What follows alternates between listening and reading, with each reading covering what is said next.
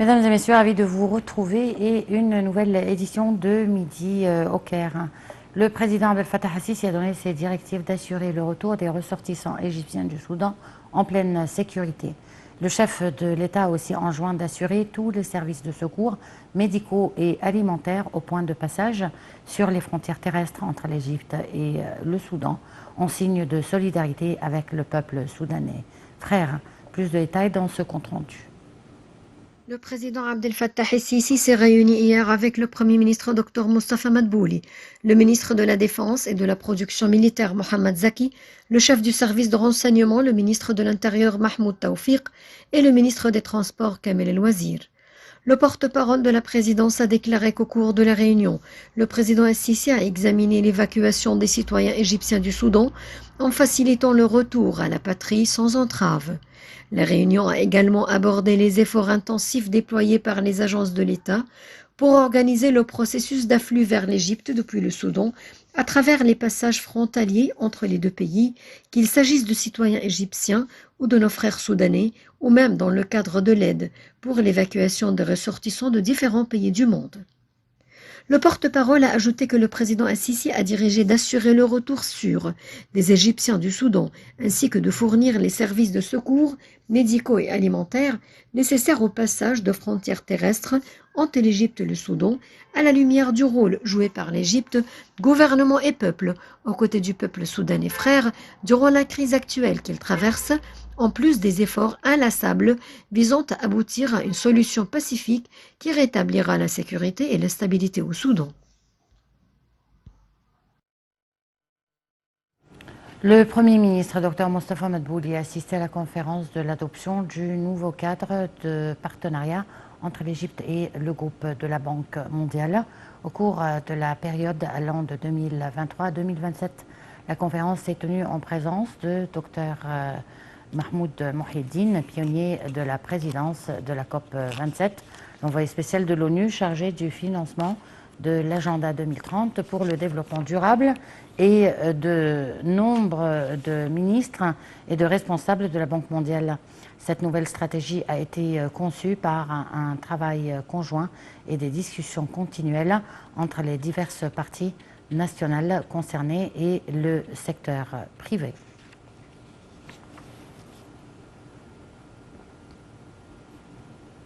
Le Premier ministre a également assisté à la signature d'un accord entre le gouvernement égyptien et l'Organisation des Nations Unies, présenté par le Programme des Nations Unies pour les établissements humains ONU Habitat.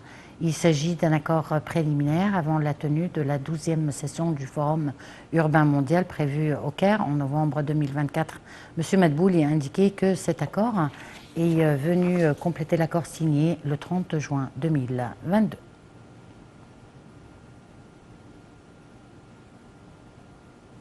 Les ministres arabes des Affaires étrangères ont réintégré hier dans la Ligue arabe la Syrie, écartée en 2011, après le soulèvement populaire qui a dégénéré en guerre dévastatrice.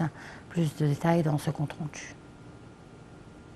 Les chefs de la diplomatie des pays arabes se sont rencontrés hier dans la capitale égyptienne, le Caire, afin de discuter des affrontements militaires meurtriers en cours au Soudan, selon le ministère égyptien des Affaires étrangères.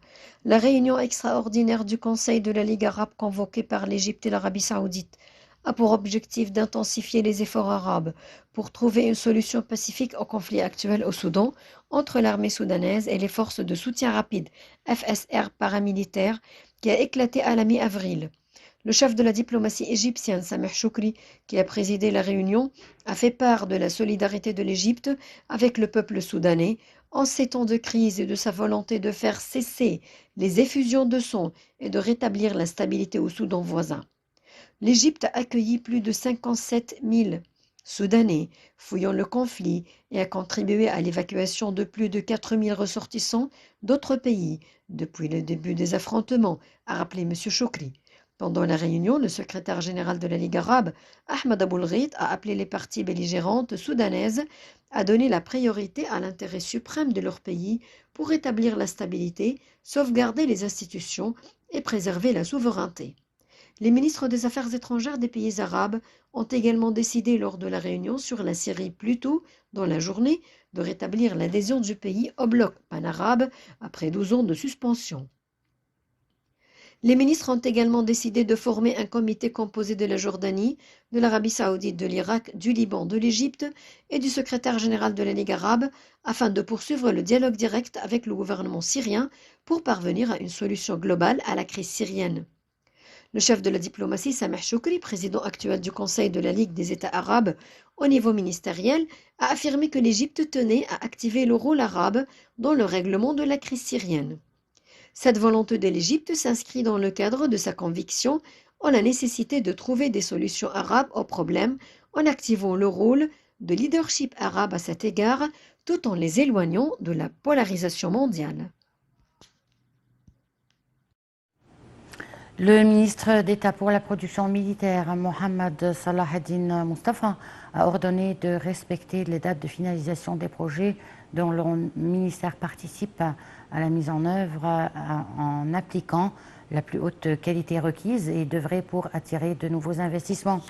Monsieur Mustafa s'exprimait lors d'une réunion d'envergure avec le PDG des entreprises et des filiales et les conseillers du ministère et de l'Autorité nationale de la production militaire.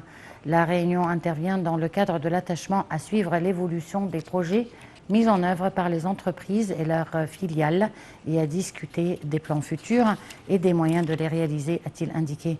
Il a souligné l'importance de mettre tout en œuvre pour faire prévaloir l'intérêt de la patrie, en particulier à la lumière des récents événements internationaux qui se sont reflétés sur les différents pays du monde, dont l'Égypte, et qui ont imposé de nombreux défis qui nécessitent plus de travail.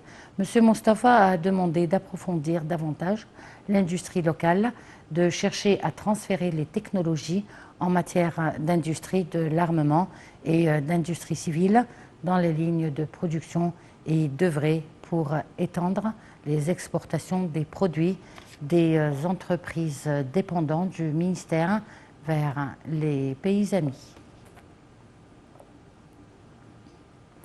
Le ministre de l'Électricité et des Énergies renouvelables, Mohamed Sheker, a souligné le souci du ministère de renforcer la coopération avec les entreprises indiennes dans le domaine des énergies renouvelables.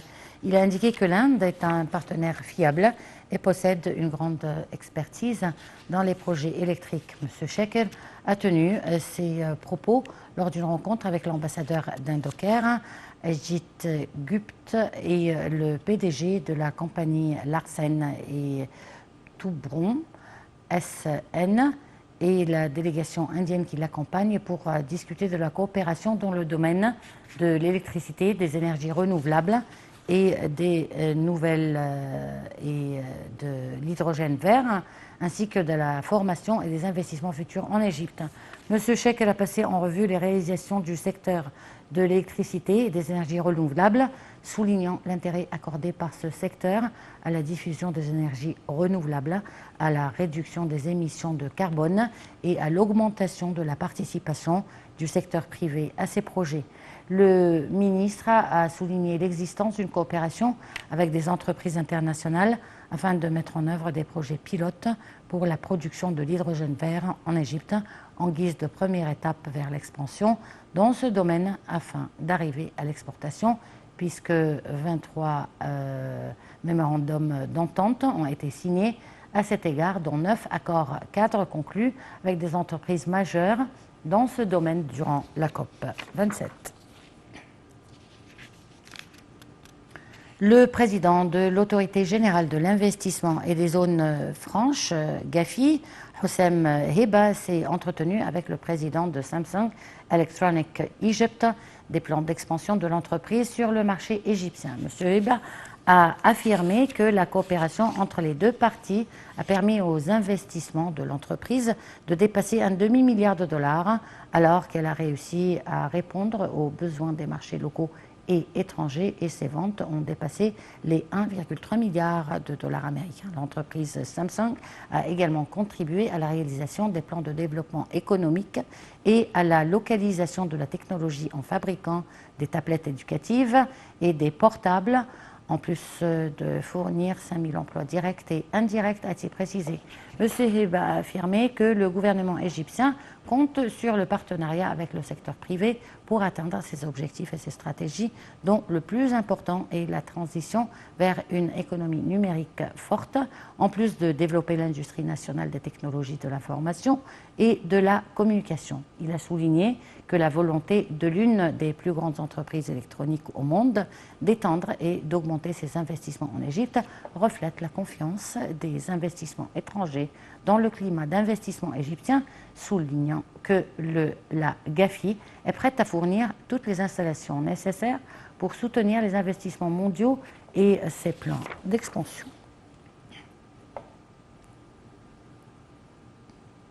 C'était donc tout pour cette édition de Midi au Caire.